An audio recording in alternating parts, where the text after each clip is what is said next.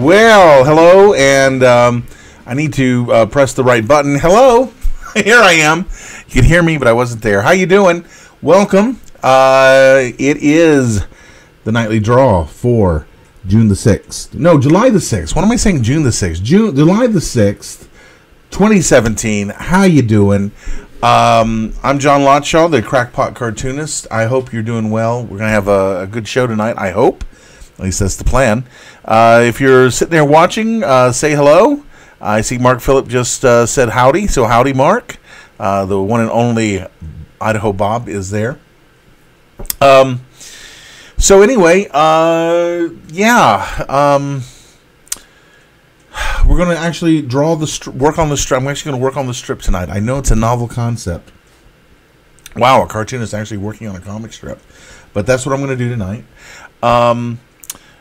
If you haven't had a chance to see it, don't do it now, but later, at some point, go over and check out Full Tilt Nerdity, which is the video blog thingy that I do. I'm going to put this back up here, see if that helps with the blur. Yeah, oh, there we go. Oh, that's better. Slightly better with the glare. Need to make a kind of a glare shield thing there. Anyway, I put up the first one. Oh, actually, it's the third one. The first one was about it was a rebuttal to a video talking about NTSC, the analog television standard that we had here in the United States for 70-something years, where he called it not the smartest choice, and I actually kind of took him to task on it. Matt Parker. Actually, they kind of got the same kind of rectangular heads. Anyway, he did an episode of his stand-up maths about NTSC and the 29.97 frame rate, and he was doing really good on it. And then he mentioned, he said made that little crack about not the smartest choice, and I had to say something, so I did that. And then the second one, I was talking about Arduinos, and did a little bit of Arduino programming. And then the third one, which just went up, is talking about the resurrection of the new version of DuckTales, which I talk at length about, and I'm not going to go into here because I want you to go and watch that video. But anyway, if you are watching and you're watching the replays, and I know people are watching the replays because I see the view counts on them are much higher than what we have for the live show. So if you're watching that, please go over and check that out. I appreciate you watching these videos, and if you haven't subscribed, go ahead and click that little subscribe button. I think it'll be down there. I think I'm pointing in the right place. It'll be right down there, where you can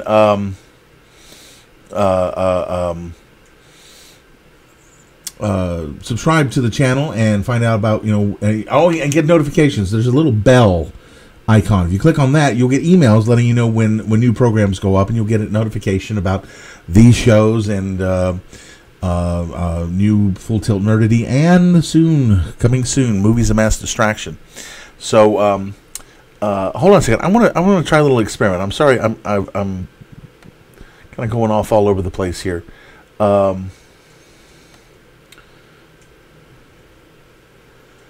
What? I'm sorry. I'm looking at my stuff here for my screen from YouTube, and it's weird. They've got this other. See, upcoming. Okay, that's live now, completed. Should be a whole bunch of them. Yeah, there's a whole bunch of them there. Okay.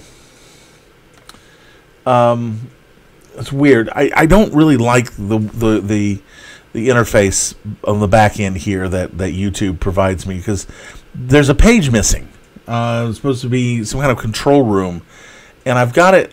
It's available over on for Movies of Mass Distraction, which isn't up yet. But this, I don't know. It's weird. Anyway, I'm sorry about that. Yes, NTSC was actually a very clever hack talking. Mark says NTC was the smartest thing that ever happened to television.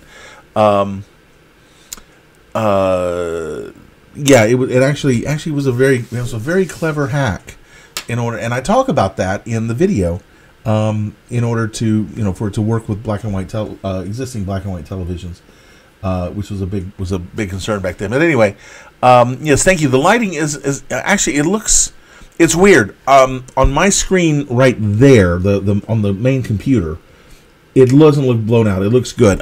Looking over here on the live stream from YouTube, and it looks blown out. But sometimes I can see the Accidental Centaurs banner. Sometimes I'm really this webcams. It's what I got to work with. So it's what I got to work with.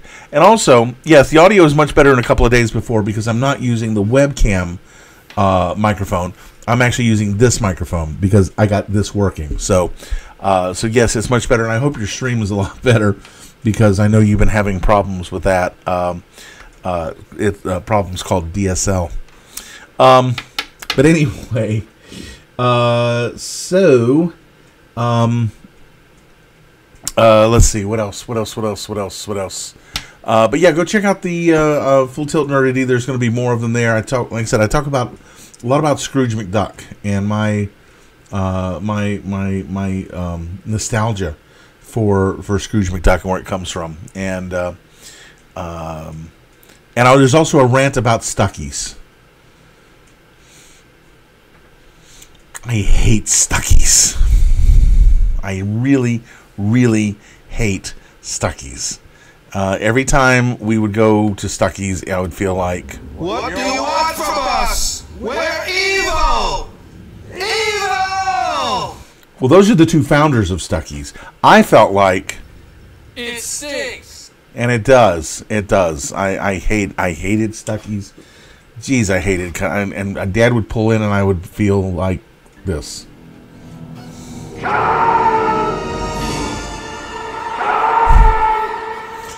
And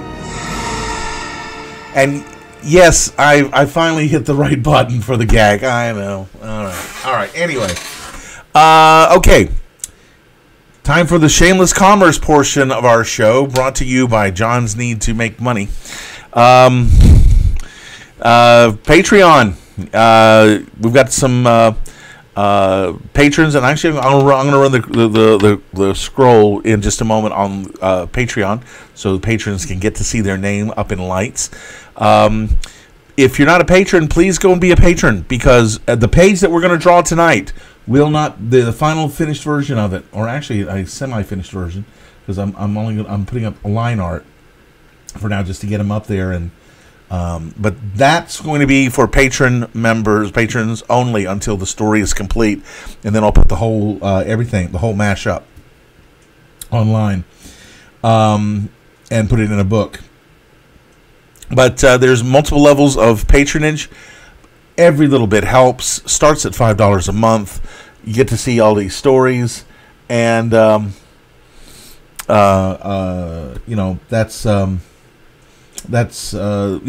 Patreon, and there's the Not Safe for Work Fridays, which I just posted one up tonight. I've got an ink version of one that's going. I gotta color it tonight, so it'll go up, or maybe I'll color it tomorrow, so it'll go up the next week. So there is adult content. There's the naughty content going up at the $30 a month and above levels, and there's all kinds of other benefits besides naughty drawings. There's original artwork. I'm gonna get some buttons for those patrons. There's not only original artwork, but it's at some points you can get a cameo in the strip. There is just so much that I'm offering. I'm gonna keep it at it where it is right now for probably for a month or two, and then try and see if I need to make any adjustments, and I'll make some adjustments. But right now, I think there's a really good mix of premiums and benefits available on Patreon. Please, if you have not subscribed to Patreon, go over there, and if you have, consider bumping up your membership, because there's goodies for even $5 a month more than you're doing, or $10 a month more than you're doing right now. So go and check that out at patreon.com/accidental centaurs. Another goodie thing that we've got going on is the Facebook page. This doesn't cost you anything. This one's free. You can like that page, follow it, and you will be able to get information about what's going on, any shows that I'm doing. I just put in for another show that's going to be here in the Atlanta area. That'll be in December. I haven't heard back whether I'm in or not, because I realized that it was kind of late, so I don't know if I'm going to be on a waiting list or not. But anyway, show appearances, things like that, that'll all be there on the Facebook page, and you can find that at facebook.com/accidental centaurs. And then there's the Etsy shop, which original artwork for sale, and you can buy these original pages. You can buy custom artwork. You can buy some of the naughty stuff if that's what you want. You can we'll do whatever you want to do. I'll do it for you. And really want to sell some of this art. I want to get this out there to people and get it out of my studio. No, it's not that bad. I just need the space, and I need the money, and I need to get this artwork out there to you folks. So please go over to etsy.com/shop/accidental centaurs and buy until it hurts. I think it's going to be my new catchphrase: buy until it hurts. Then, speaking of buying until it hurts, there's the there's the books. These are on Lulu. These are print-on-demand books. They are full color. I think this one's 128 pages. I think the other one's this is 80 something pages, and then the second book is right there. There's the second book. It is $55. It's 100 pages plus a little bit more, because this has a full 100-page graphic novel in it. These are really nice books. I mean, they really are. I've got copies of each one of them, and I think the printing on them is just gorgeous, and it really makes the artwork look good. I mean, it really does. Then there's also the Naughty Bits books, volumes 1, 2, and 3, and those are available from Lulu as well at lulu.com/naughtybits, not Accidental Centaurs or Accidental. Was it? Oh, JPO1. That's right. I forgot. That's very old. Anyway,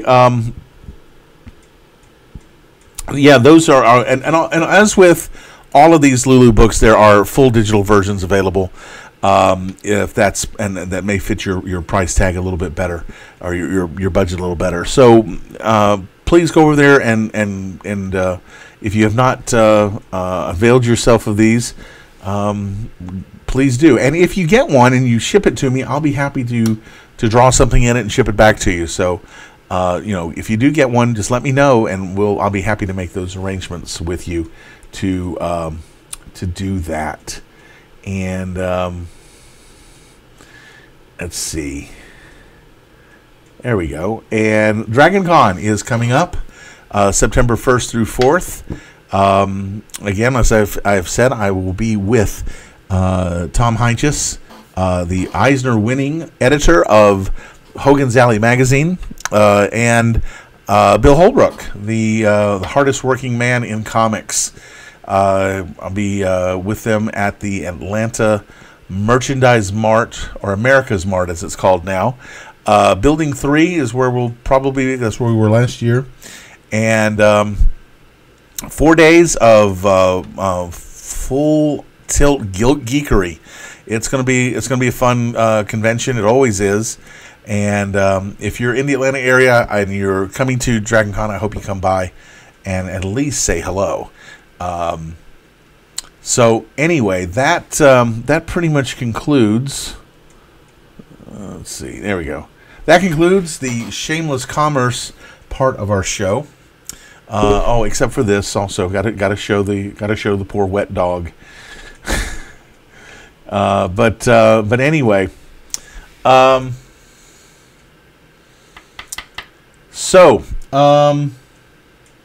right, drawing. We're gonna actually draw this time. Yes. Let me get my script. Here's the scripts. As you know, I keep them in this handy binder. Oh, I've got some pages missing because I don't have 3 and 4 and 5 because we're going to work on 6 tonight, and I need to get those printed and put in here, but we'll do that soon. Earlier today, I went and did this. I hope you can see it. Again, we've got the lighting issues. I'm going to try and start working on addressing these problems with my workspace this weekend. But I went ahead and marked off ruled off the panel borders, and I went ahead and put in my dialogue so I'd have an idea where the dialogue is going to go, and did my very rough character drawings. Now, as always, if you have any questions, jump right in there on the chat. That is what it's for. And feel free to ask any questions about technique, about the story, about how the story was developed, how the characters are developed, any of that stuff. Anything is fair game. Happy to answer anything. Happy to go off tangent. I mean, I remember one time we got on this talking about Star Trek, which, you know, again, you don't have to. It doesn't take much to get me to go off and talk about Star Trek. But I'm gonna take a drink of hydrogen hydroxide here.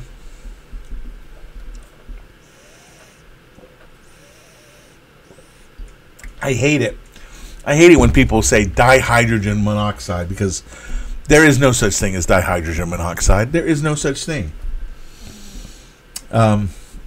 It's hydrogen hydroxide or hydrolyxic acid. Based on depending on whether you are expressing it as a base or an acid, which water can actually be either. One of the strange, yeah, I know you know too much about this story, James. There are some folks that I run these stories by, and to get opinion and feedback and in order to make it better. But anyway, so much for the chemistry lesson. No, anyone who says dihydrogen monoxide is an idiot. There's no such thing as dihydrogen. You don't have dihydrogen. It's not. I mean, I remember that much from chemistry class in high school. Okay, so I'm gonna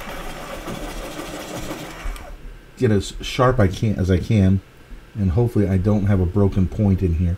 Because if I do, I'm not gonna be happy.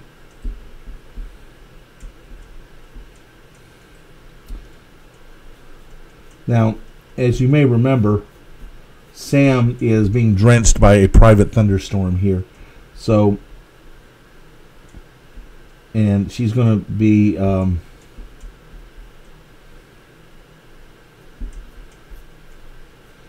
wet all the way,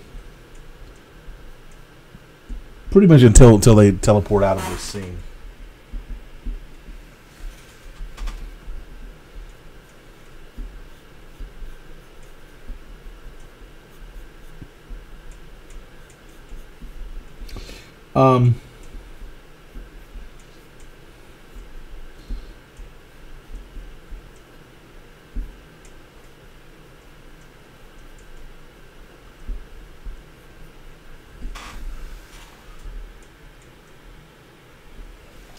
Actually, hydrogen hydroxide, Mark, because it's yeah. Here we go, chemistry lesson, kids. Let me get a pen that you can actually see. Because the water molecule is HOH, like that. So that's a hydroxyl ion, so it's hydrogen hydroxide.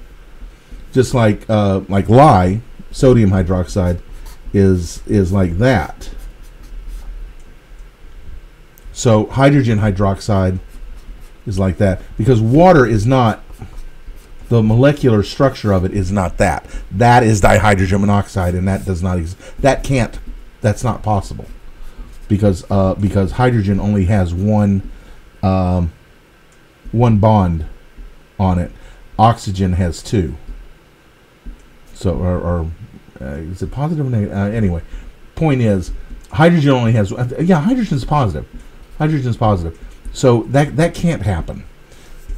But you have a negative bond here because there's two here and one gets taken up by that, and then that's like that. Or it's the other way around with the positive or negative. Anyway, that's why it's hydrogen hydroxide. By the way, there's a really great YouTube channel called Periodic Table of Elements. If you haven't seen it, you got to go and check it out. You got to go and check it out. It's done by the University of Nottingham. Yes, as in Robin Hood. And it's one of a series. They have a series of channels that are great. There's the periodic table of videos, which are chemistry videos. There's 60 symbols, which is their physics. There is computer file, which is computer science and topics, and then there's number file, which is mathematics. And they're great videos, but the periodic table of videos, you've got to see it just for the professor, Martin Polyakov, Sir Martin Polyakov, by the way, who you just have to see his hair. I can't. This guy is the proverbial mad scientist, and you'll just love it watching him. And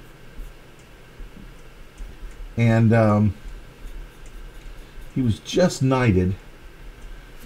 I think it was 2 years ago, I think. But I definitely check out those videos. They are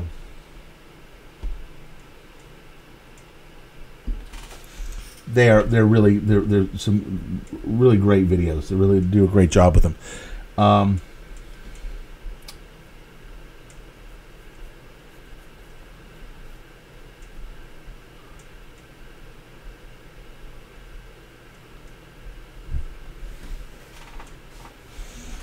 So, oh, you know what? I keep forgetting to do this.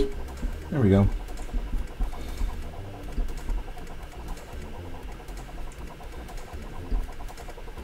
Because it's definitely silent in here. I still don't know what caused the problems that I was having with the microphone last week. July 4th, I went and just went through the whole everything, trying to narrow it down, and I thought I narrowed it down to a bad cable, but no, that cable's working fine. And actually, I think what it is the USB interface. Like I said, is this little cheesy, made in Japan. So I actually replaced it with a unit that's almost 15 years old, and it's working great. It's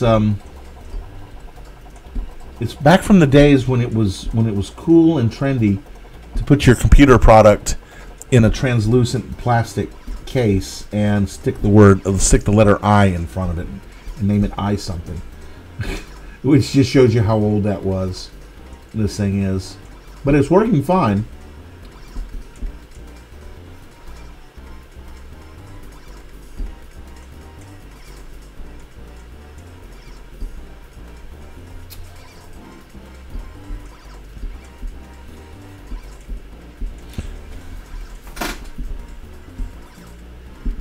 How much research do I do in science and technology to ensure the science and technology is accurate?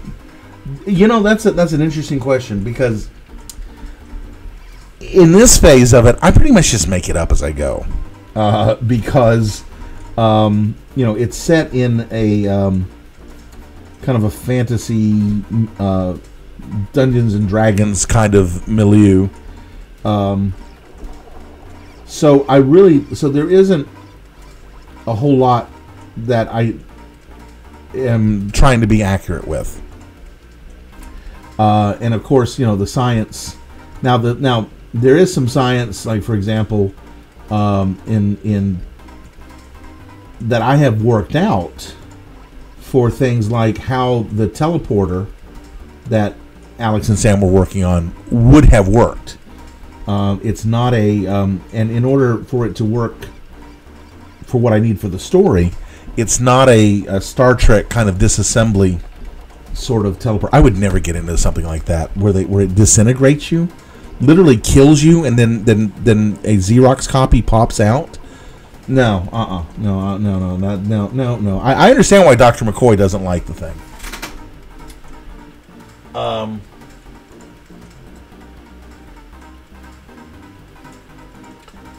The audio drops 3 to 6 dB as I drop my head to drop. That's weird. Oh, are you talking about the voice audio or the music?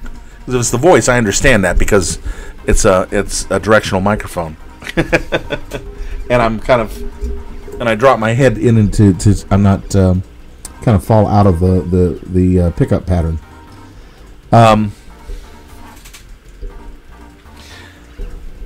So the way that the teleporter actually is a dimensional gateway, which plays in perfectly with what's happening in Accidental Centaurs, where they're tunneling. It's basically quantum tunneling through this universe that Alex and Sam are in, which is why people who are traveling show up here, transform, live out their life, and then continue on their journey.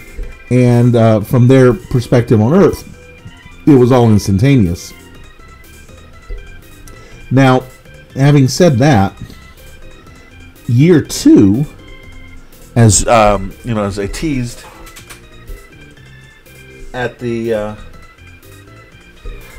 teased at the end of Lair of the Insectars, Alex and Sam find themselves in a technological setting, a technological civilization. And so that is actually going to be kind of based on,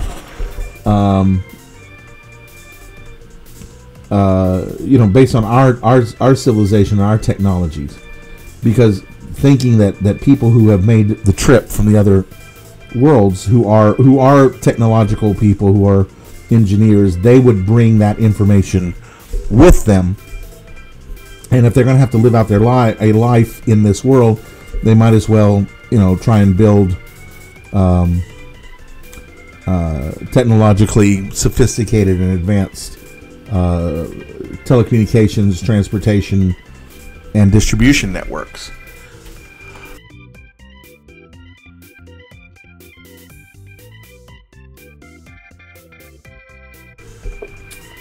So those I'm going to have to, when it's appropriate, and it will be, because there's going to be some things that are going to be integral to the story that have to do with the technology. And I've also kind of teased that in some of the episodes, some of the stories already. Sorry, Right Number has a piece of technology from the old days that causes problems, to say the least.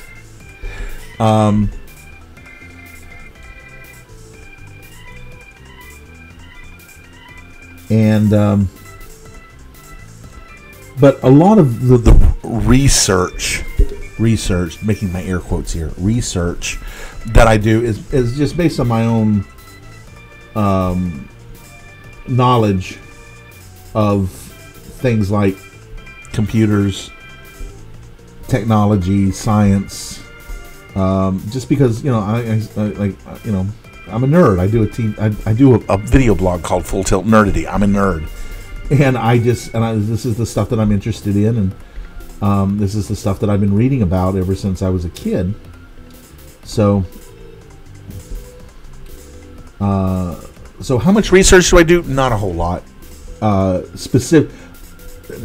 a whole lot explicitly for use in Accidental Centaurs, but I do a lot of research just because it's stuff that I'm interested in for myself personally.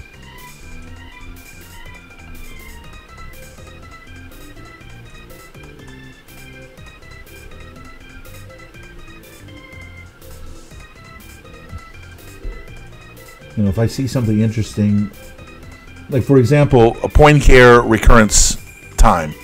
I read about that, which is a very large number. I was actually doing research for my for Full Tilt Nerdity, one that I'm going to do about large numbers. And Poincare recurrence time is the time given a certain number of particles in the universe for the states of those particles to recycle and start repeating. Namely that, all this has happened before, all of it will happen again, as they say on Battlestar Galactica.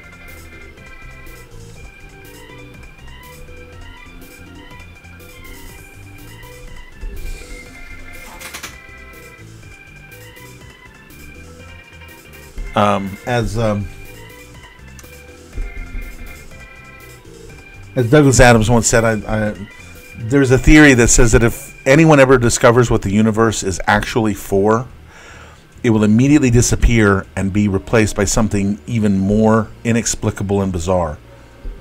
And then there's another theory that says this has already happened. I think he's right. I think so. So yes, wibbly wobbly, timey wimey. Who else has come from the other universe? Well, there's Patty, who was a big part of Lair of the Insectars. Mark Crooks, who was named for my late cousin, and he was in Dictating the Course, and Severin. Who was not from our universe or the human universe. He was from another kind of fantasy realm that fell through a wibbly wobbly hole. Yeah, big numbers have a tendency to give me headaches too. But I can't stop thinking about it. I just love, it's funny. When I was in high school, I did terrible in math. I got regularly C's in math. And I thought, okay, you know what? I just can't do math. So much for being an astronaut. I'm not going to be an aerospace engineer because I am just not going to handle the math. I'm going to go into television. And then I get to my senior year. And yeah, big numbers like 3, no, 5. So I get to my senior year, and I realize, wait a minute, why am I taking math? Why am I dragging my GPA down? But it was too late. I'd already been, signed up for one more math class. I said, all right, I'll take those one more math class, but that's it. I'm not ever taking a math class again, and I didn't take a math class. I didn't even take one in college because I took the the placement exam, and they said, oh, you get credit for Math 100. Okay. What major doesn't require math? It only requires Math 100. The only one that only required Math 100, which is basic math, was journalism. So I said, oh, you know what? I'm going to be a journalism major. No, I was already going to be a journalism major. It was just a happy accident. But, hold on. Hey, dude, how you doing? Glad you could make it. So anyway, so I've got this one last math class. It's trigonometry. All right, so I'll just try and suffer through it. Well, guess what I made in the class? Yes, that's right, kids. I made an A. I got an A in it because I actually got a teacher who understood how to talk to me. I had a teacher, the main teacher, who taught all the college prep classes. She just anyway. But I've always been interested in math. I've always been fascinated by math and by numbers and things like that. And so I've got a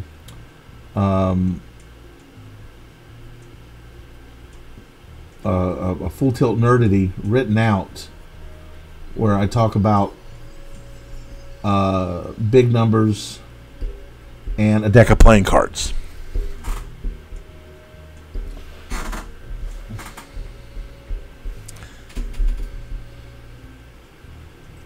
But it makes me mad because if I'd had that second math teacher instead of the one that I always had, I would have graduated at the top of my class. What ruined my grade point average was my math scores.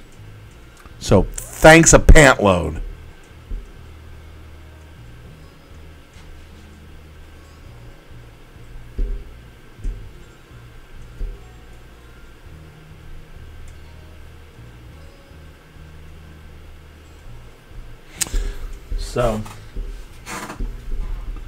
So anyway, that's and so that's why I've been fascinated with number file coming from the University of Nottingham and Matt Parker, not Matt Smith, Matt Parker, different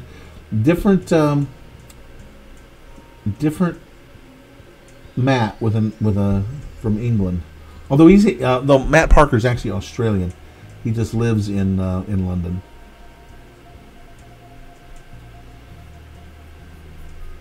But he's got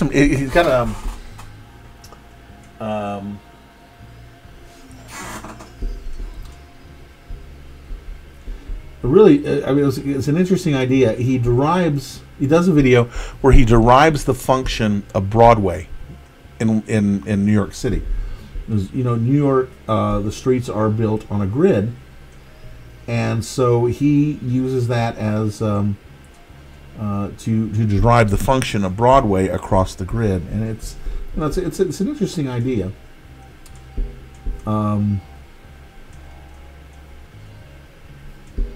He's got this fascination with pi.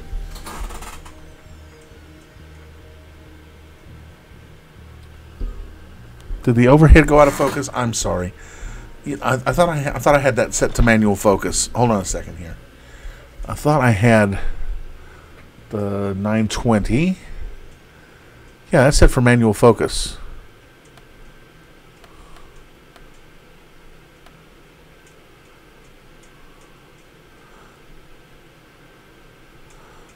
And I really can't tell if it's in focus now or not because I can't see it that well. I think that's better. I want a focus ring. I want a ring that I can just grab the lens and wrench it into focus. Oh well.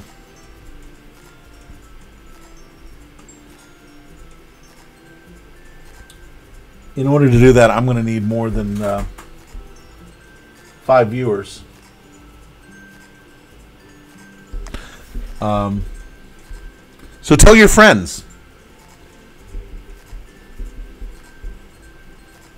Invite your friends.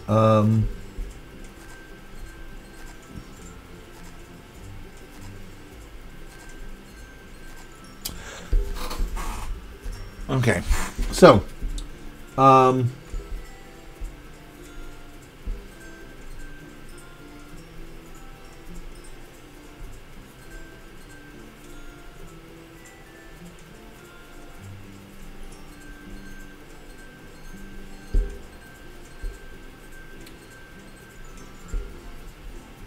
So that's my struggle with mathematics.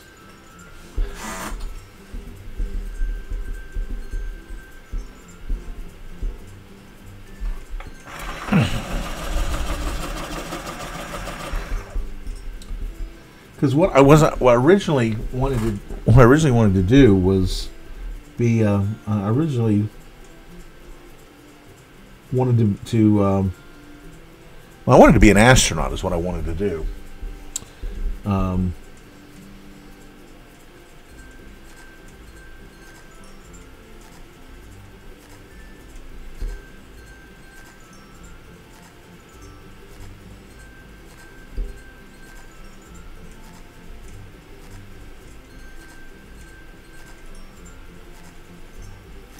But two things kept me from that. One was my eyesight, and the other one was my math grades. So, let's see. James asks, "Do I wish that I had made Alex and Sam something other than centaurs?" Well, you know, I kind of have a love-hate relationship with centaurs. There are some cases where, yes, I do. You know, the name Accidental Centaurs is a great name. It's a very high concept. The problem is, it's very high concept, and forcing myself to limit this to, I did an episode back on the original where I transformed them into merfolk and ran that for a while, but I still have to bring them back to being centaurs, and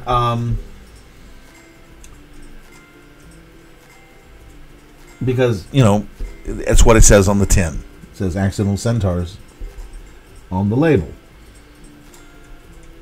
and that can be a little limiting. On the one hand, on the other hand, I do like centaurs. I've always been fascinated by the characters, but by that creature type from Greek mythology and mythology classes in literature classes. So, in that respect, I don't regret it. Like I said, it's kind of a love-hate relationship. Do I regret it? No, not really. But sometimes it's, like I said, it's that love-hate relationship. So, do we plan to see on any other races? Yes, there'll be lots more. I'm hoping that we will, and I'm planning in year 2, which is the story arc that I keep teasing and saying I'm working on it. Well, I am working on it.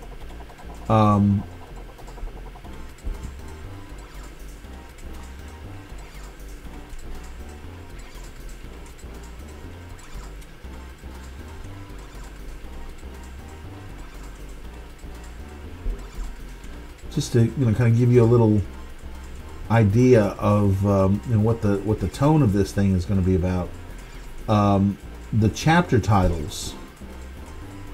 The chapter titles come from, will all be references to the work of T.S. Eliot. And if you stop to think about how bleak and apocalyptic his work is, that's going to tell you something about where we're heading.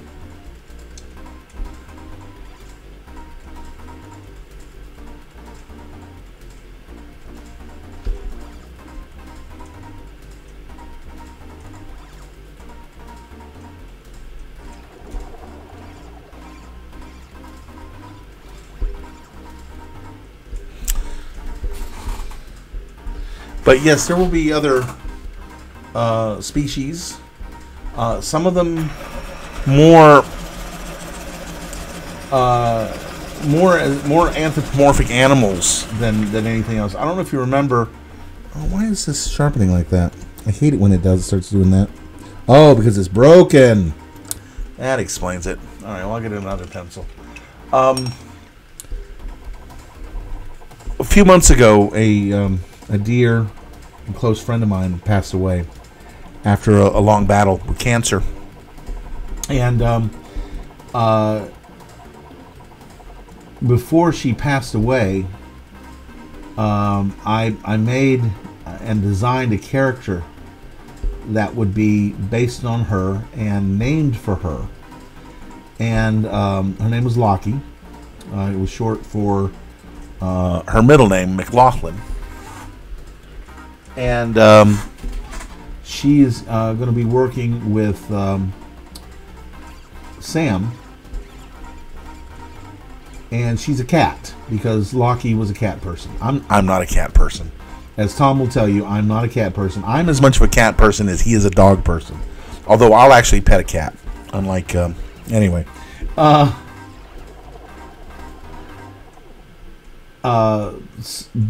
Lockie was very much a cat person. She actually went back.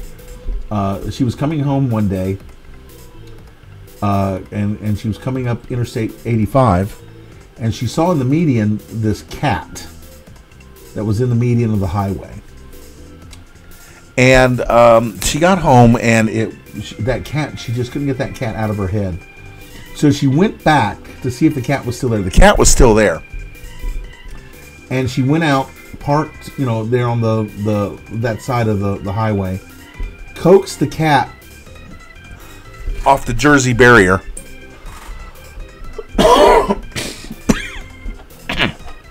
Hold on.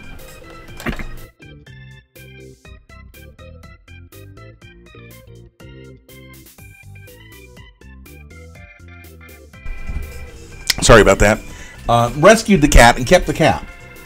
That cat was one of her and her husband's many cats for many years, and so that just tells you, that was so Lockie. It really was. So I created a character, and the character is an anthropomorphic cat, and will be called Lockie for my friend, and so there will be more and more diverse species. I want to get into some that this world has got a lot of non-human and non-humanoid characters.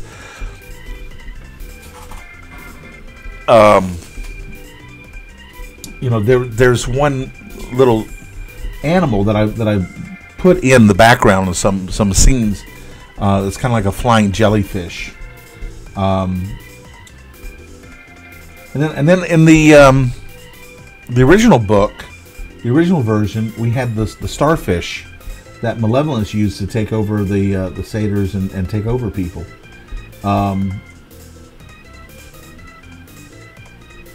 So there's, and starfish and jellyfish just creep me out.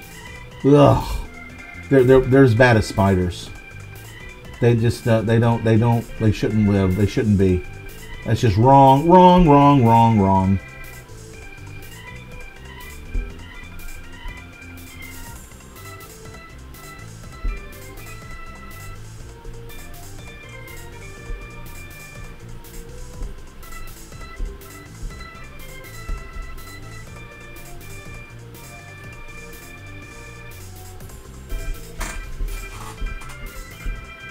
And yes, Horda. That's right. We've had a Horda. There was a scene in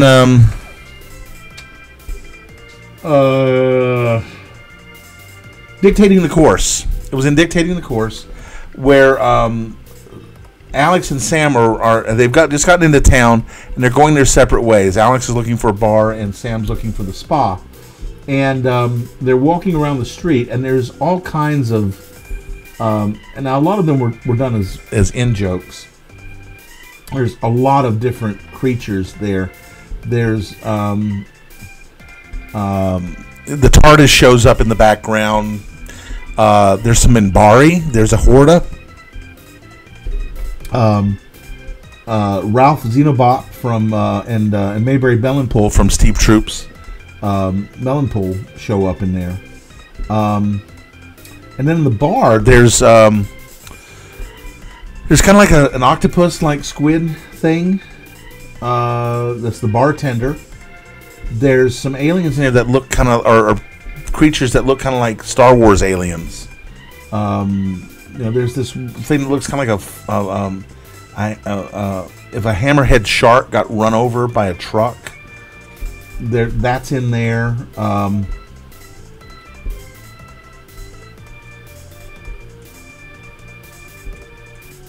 So there's I want to establish that this isn't just a world of mythological creatures, and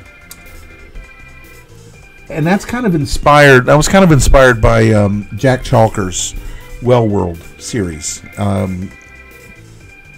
where I stole that from.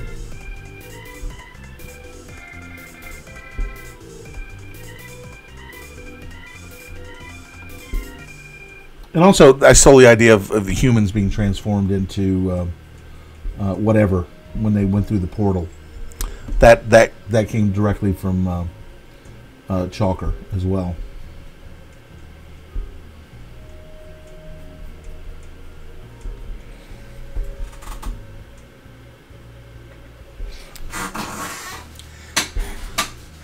Yeah, and you got to have a. That was what was wrong with the Star Wars prequels, was there was no good bar scene in them. Well, among other things.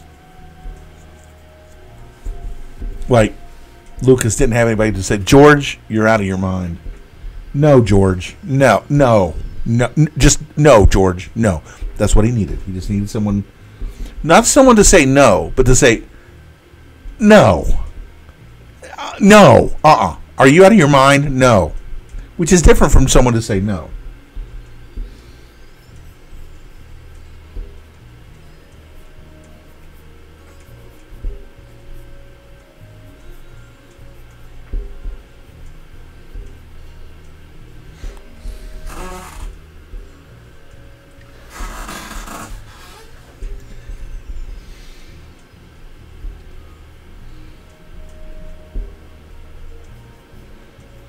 Yeah, Midnight at the Well of Souls, which, as I recall, the paperback has a centaur on the cover, as because one of the characters in there gets centaurized, and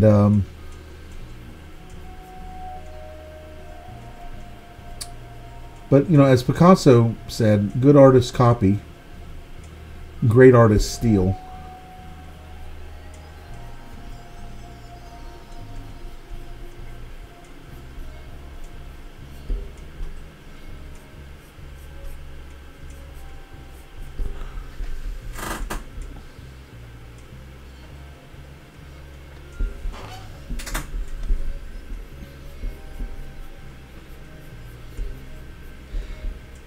Yeah, talking about Star Wars on on the original films, especially the first two.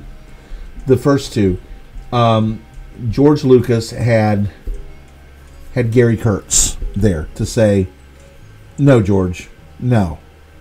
Are you out of your fracking mind? No, that's not going to work. We can't do that. You can't do that." And also, to another extent, he also had. Marcia Lucas, his wife, who was the editor, the Oscar-winning editor of that was one of the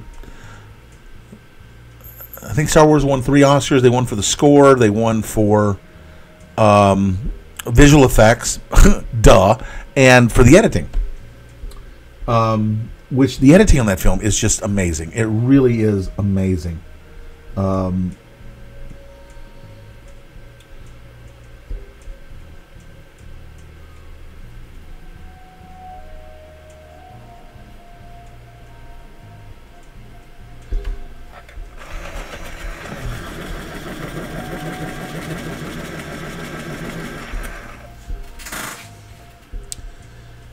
Yeah, there's a story. Yeah, speaking of Milton Berle, there's a story that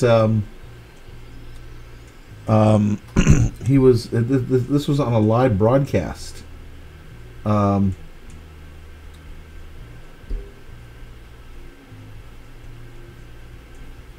And he was there was something wrong with the microphone in the middle of this live broadcast on radio. I think it was radio or TV. It was radio or TV. Yeah, Milton Berle on the internet. Live streaming on Milton Berle's YouTube channel. But he the technician came out and adjusted the microphone, and Berle says, "Are we live?" And the technician says, "Are you?" And the audience laughs, and Berle says, "Hey, that's pretty funny. I might use that." And Berle says, and the technician says, "Yeah, I know you will," and walks off because everybody knew. There's also something else everybody knows about Milton Berle, but I really can't say it in the in polite company about the on a public live stream. It's not exactly safe for work. Whether it's true or not, I don't know, but it is kind of the lore about him. But yes, he was known for stealing jokes, and he was known as the thief of bad gags. I didn't find him that funny myself because, you know, it was kind of vaudeville shtick, and by the time I saw him, which would have been the 70s, the novelty of television had long since worn off. So, there were other comedians that I liked that I thought were funnier.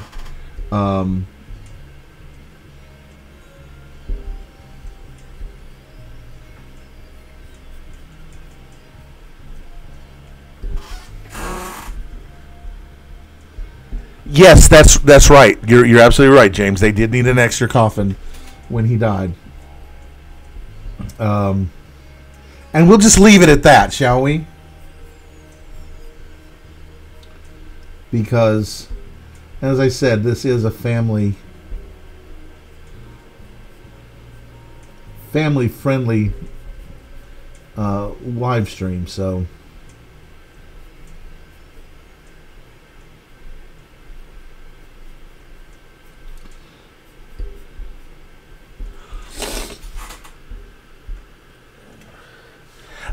No, it wasn't his ego, Tom. It wasn't his ego.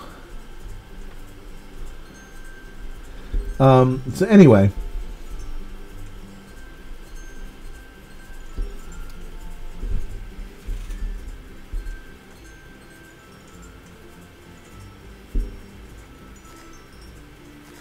You think, Darkwing, you think Empire's overrated? No, I'm sorry, my friend. You're wrong. You're just wrong. It is the strongest. It is the best of the series. And, if you like Jedi, fine. You like Jedi, fine. To me, it's just teddy bears. But this sounds like a scene from a Kevin Smith movie, doesn't it? It is a scene from a Kevin Smith movie. What am I talking about? This is from Clerks.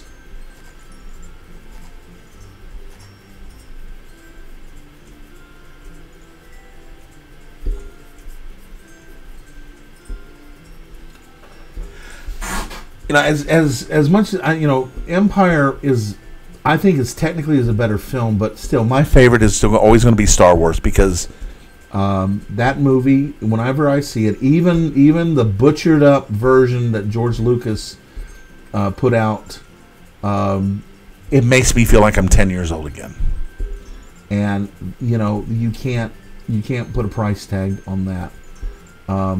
I was 10 years old when I saw it.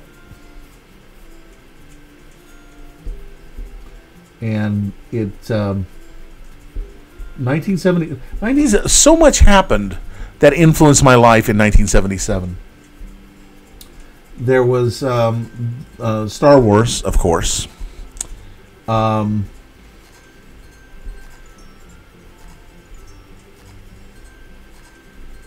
I was going to say Close Encounters, but Close Encounters was 78.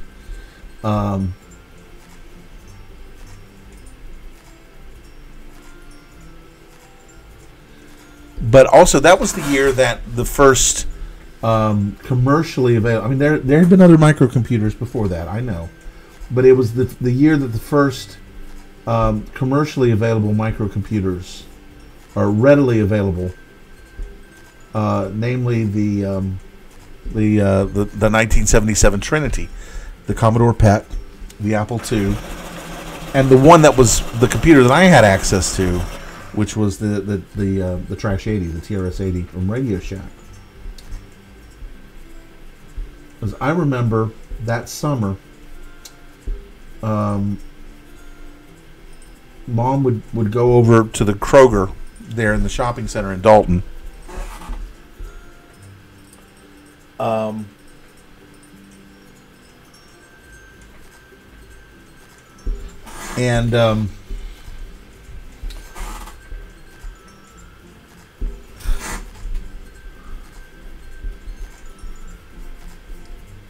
So that she didn't have to drag me around the grocery store. There were 3 shops there that she would let me go and just hang out in. One was the Radio Shack. The other was a photo shop. So I would immediately go over there and drool over the 8mm movie cameras that they had. And the other one was a bookshop called Gateway Books. And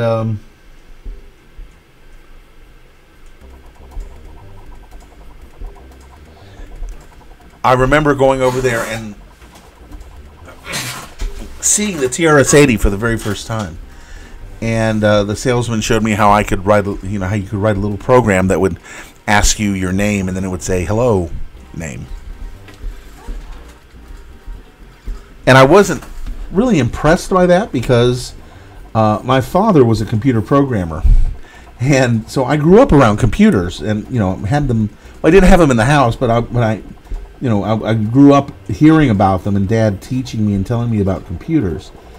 So I wasn't really impressed by that, but I was more impressed by the fact that it was a computer. All right, so now I'm filling in background here, kind of doing a Southwest sort of motif here.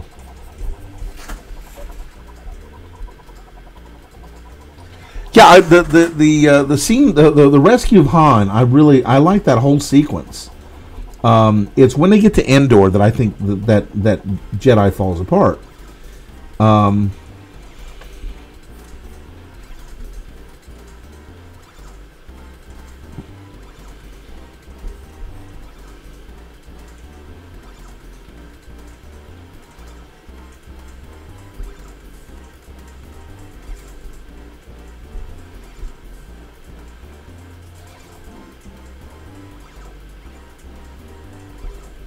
Now, I know there are other types of cactus out there, but, I live in Georgia. This is the only cactus I know. Yeah, the stuff with Han being blind and trying to shoot the blaster, it was funny, and it was very funny. It was well paced. The action was well paced. Like I said, the whole all the scenes there on Tatooine, I like. Like I said, it's when they get to Endor, and we have those bloody teddy bears, and I just.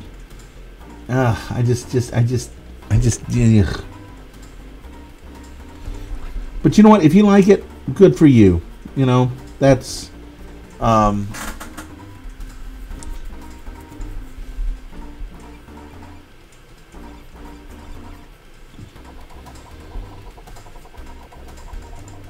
And what I'm doing here is I'm just trying to indicate that that's not sand, that's Sam. This is a kind of a sandy surface here.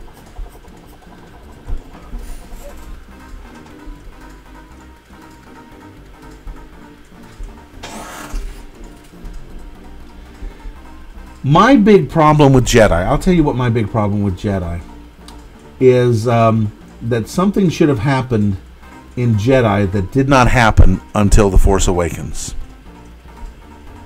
Okay? It should have been Han Solo aboard the Millennium Falcon, and it should have destroyed the Death Star by having to fly the Millennium Falcon into the reactor on a suicide run. That's how it should have ended. That's how Harrison Ford wanted it to end. There needed to be a price paid for that victory. There was no price paid, and therefore it didn't mean anything. And that is my big problem. I don't care for the Ewoks, but whatever. That to me is the fatal flaw in Jedi. Is literarily speaking, is that a word? It is now. From a literary standpoint, a victory has to be paid for. With in Star Wars, in the original, it was paid for by the death of Obi-Wan. Obi-Wan's death made that possible. That was the price. So by not having that sacrifice, well, yeah, but Darkwing, yeah, a lot of rebel side, but we don't care about them. We care about Han, and I'm talking about from a storytelling perspective, that the characters have to pay a price, and that, again, like I said, that is the main flaw of Empire. I mean, not Empire. Excuse me, Jedi. Is that they got the victory for free, and so it didn't mean as much as if Han made this. Han gave his life for this. Just as we have to destroy the Death Star because Ben gave his life for this. So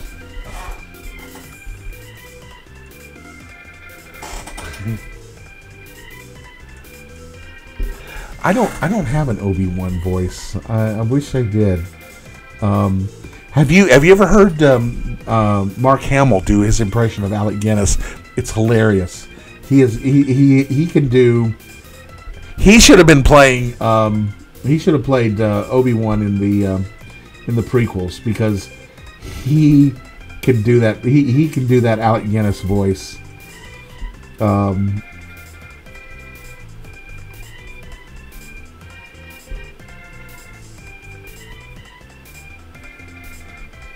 But then again, he is a voice actor, right? And the Bothans died in before that. You just know I'm right, Darkwing. That's it.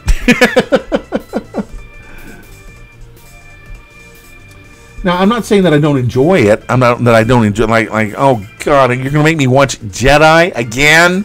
No, it's not like that. I do enjoy it. I'm just saying that in comparison to the others, it has a major style storytelling flaw. So. Yeah, exactly. That's part of the hero's journey, James. That is the core of Star Wars. Is that Campbellian hero's journey, and yes, the mentor gives himself up, and in this case, Han is kind of Han was kind of a mentor for Luke in many ways, and helped him go from being a farm boy into being a Jedi Knight. Mark Hamill is brilliant as the Joker. He is absolutely brilliant as the Joker.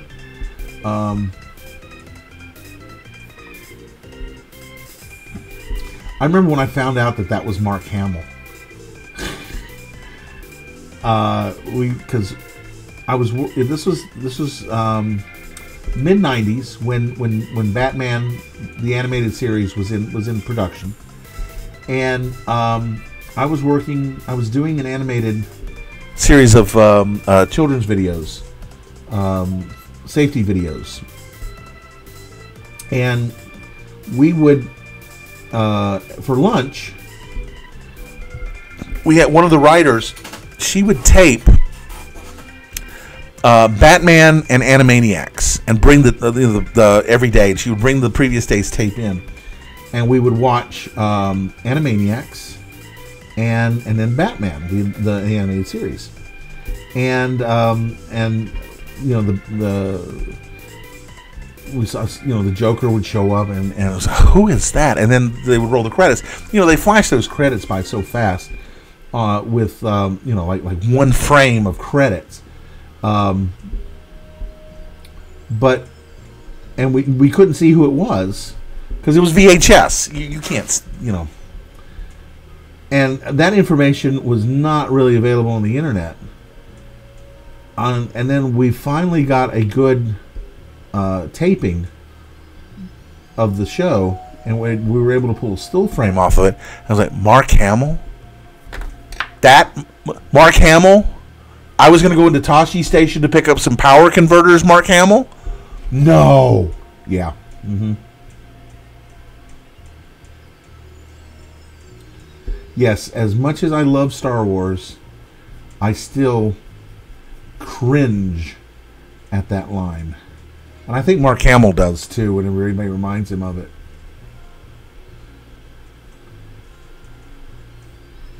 But, you know, that's an example of what you do for character growth. In the beginning of Star Wars, I mean, Luke is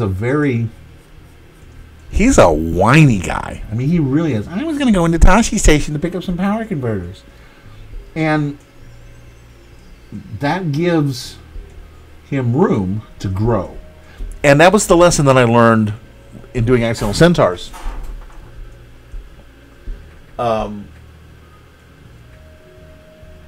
That's right. He did play the trickster on the John Wesley Shipp version of the Flash. Anyway, when I originally did Accidental Centaurs, you know, I had Alex and Sam all lovey-dovey, and they, you know, and Sam was a nice person, and that was boring. It was. I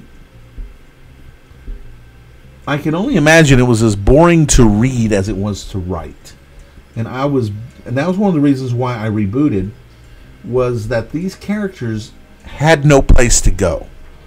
And I wasn't mature enough as a writer to realize that at the time, but I came to realize it over time. So when the reboot happened, it gave me the opportunity to retool the characterizations. So Sam is not a very likable person, but she will be. I have to give her someplace to go. It's, you know, it's kind of like, you know, what they've done with Peter Capaldi's Doctor. When he started, you know, his Doctor was very aloof and very not a very likable character. I mean, he literally said that Clara was his carer. She cares so that he didn't have to, which, you know, is totally atypical of the Doctor. I mean, because that's what the Doctor's all about, right? But it gave him place to grow into, and if you saw the season finale, there's without doing any spoilers, there's a speech in there which just sums up the character growth over his tenure. And this is what they had originally planned to do with Colin Baker's Doctor, which is why his Doctor was so unlikable. But they ran out of time. But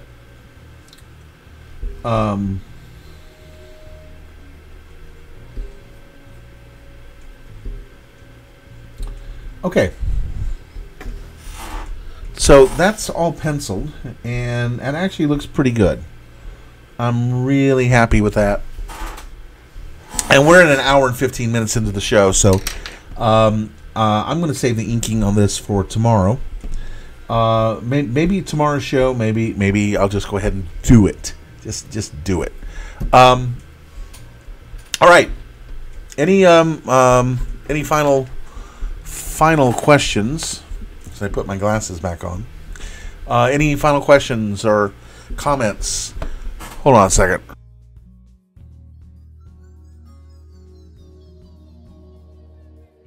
Aren't you glad you didn't have to hear that?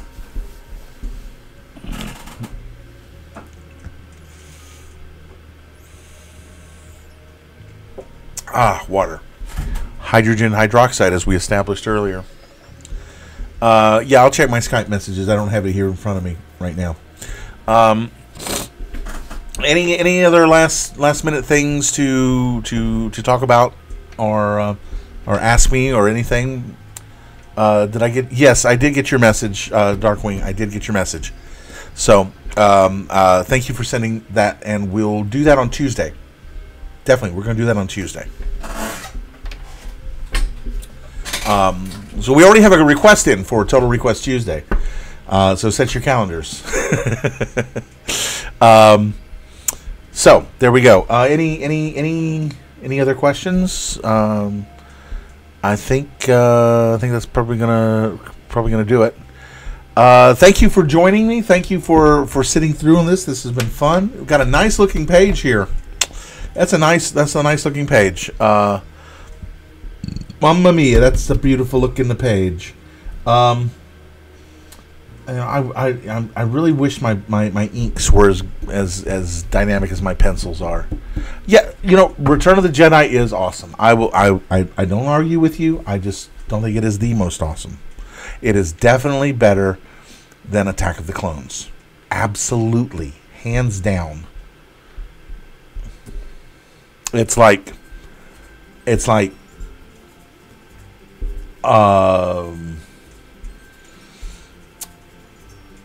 Return of the Jedi is up, and Attack of the Clones is Norm of the North.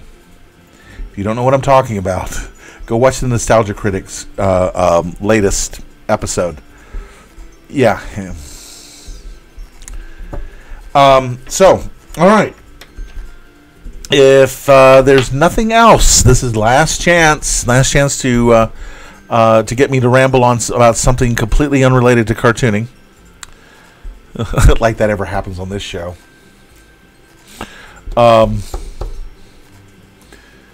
Okay, well, I guess I'm going to give a second for that to go through and see if you're gonna.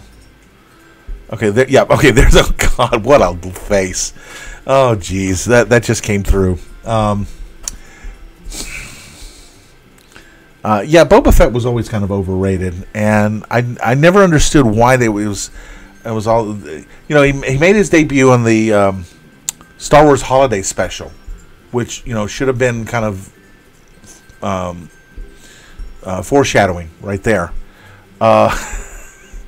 But I never really, and then they made him into as part of the coming from the previous story, and the in the prequels and the clones and all that, and just trying to make it fit, and it just yeah. Oh, I know something I was going to do. I was going to do this, show this for all the patrons. Mentioning the patron program, please. Again, if you are not a patron.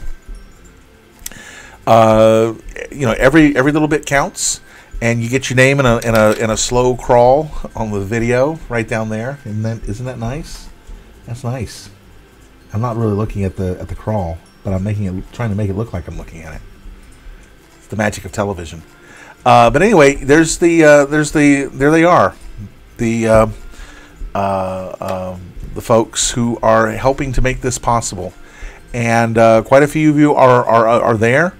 I see a few names that are conspicuous by their absence, and he knows who he is. But I'm opening up a can of worms. I'm going to get it for that one. But anyway, yeah, you start at starting with $5 a month, you get access to these new pages, and there's original art and other goodies at higher levels. So please consider being a patron. As I said, every little bit helps, and I do appreciate every bit of it, and I do appreciate you, folks who are patrons. So now that I've got that out of the way, I'm going to go ahead and shut that off. This reminds me. You remember there was a sketch on SCTV that Rick Moranis used to do, the Jerry Todd show, where he was this smooth talking disc jockey, and he had a video, and he was punching up his show. I really am digging for things to say here. Okay, I think that is it. I think that's the point at which we pull the plug. Again, thank you for watching. Thank you for putting up with all my nonsense.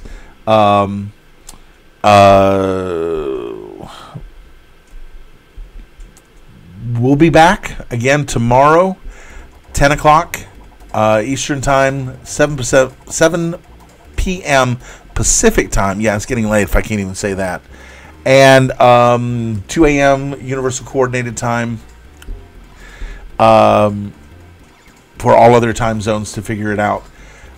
Thank you for being here. Thank you for watching. And until tomorrow, keep drawing. Good night. Shut off the music and fade to black.